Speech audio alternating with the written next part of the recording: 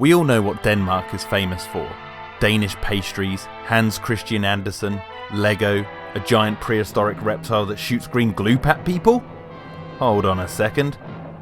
Reptilicus was released in 1961 and is about these miners who discover organic material buried underground, including a portion of a tail that is frozen in ice.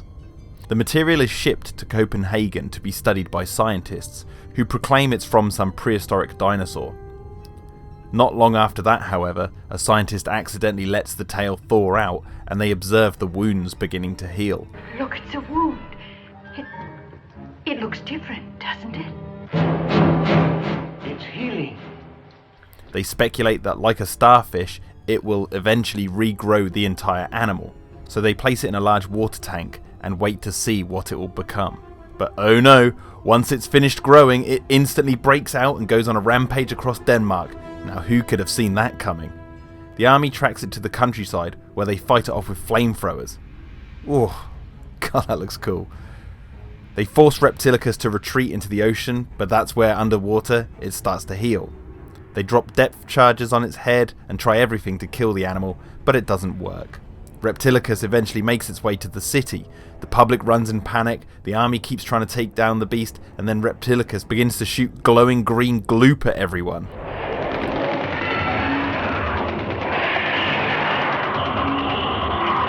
Oh yeah, and by the way, that is what they call the creature, Reptilicus.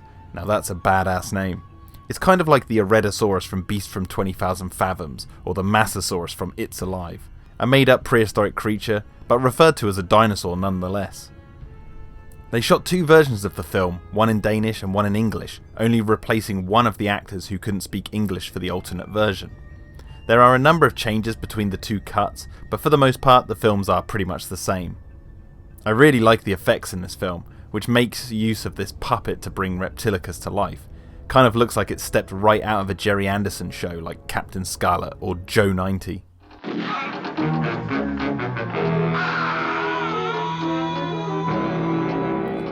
This film is a very fun watch, although very cliche for a giant monster movie. It's got all the tropes one comes to expect from these type of films.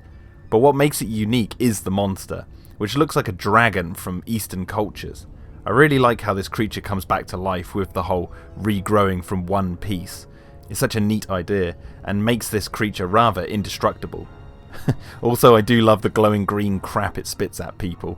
Although the effect is totally unconvincing, it has this charm to it, and it's more than likely to have been inspired by Godzilla's atomic breath. Reptilicus is worth a watch for fans of giant prehistoric monster movies. Not as good as Godzilla or Beast from 20,000 Fathoms, for example, but not bad either. Check it out.